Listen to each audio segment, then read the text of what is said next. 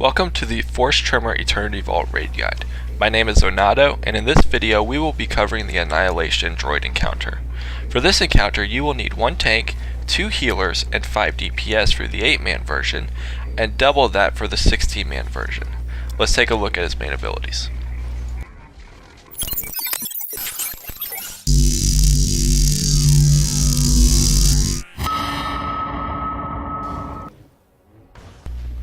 The first ability to be aware of is Overwhelming Swipe. This ability will knock back any players that are standing within 180 degrees in front of the boss. Because of this, you will want to tank him away from the group. The boss will not move from his starting position, but he can be turned. Melee makes sure that you are always behind the boss. In 16-man operations, you will want to make sure that you have an off tank ready to pick up the boss when he uses this ability, because in 16-man operations, he will also drop thread off of the main tank. The next ability is called Shockwave. This ability damages all players near the boss, and as such, healers will need to prioritize some healing towards the melee that will be getting hit by this ability. Melee players, you do not need to move out whenever this ability happens, just continue to stay in and damage the boss. Annihilation Droid will typically do Shockwave just before he does Overwhelming Swipe.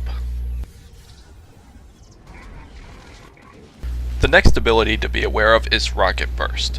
This will apply a red targeting circle onto a player and then fire rockets at that player after 3 seconds. The player being targeted needs to make sure that they move away from others. Any players that are near the person being targeted will take damage when the rockets are launched, as well as get launched further away themselves. Due to this, ranged players should always be spread out away from each other. The next ability is Missile Salvo. The boss will typically use this ability around 90%, 72%, 38%, and then below 10%, where he uses this ability constantly until he is dead. There are 2 ways to deal with this ability. The most common way is to have a gunslinger use Scrambling Shield or a sniper use Ballistic Shield and have everybody group up under their shield. During this, healers will need to use as much AoE healing abilities as they can to keep everybody alive.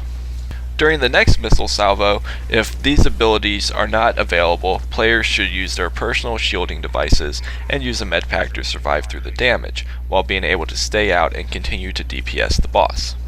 During Hard Mode and Nightmare Mode, you will most likely have to use this strategy to be able to beat his Enrage timer. If you only have 1 gunslinger or sniper in your group, you should use this strategy on the first Missile Salvo, so that the ability will once again be available for the final 10% of the fight. The second strategy to deal with this ability is to run behind a turret. Everybody except for the tank should go behind the same turret to get the most benefit from healing. Healers should utilize their AoE healing abilities to get everyone back to full health quickly. The tank should utilize his own personal cooldowns and stay out with the boss.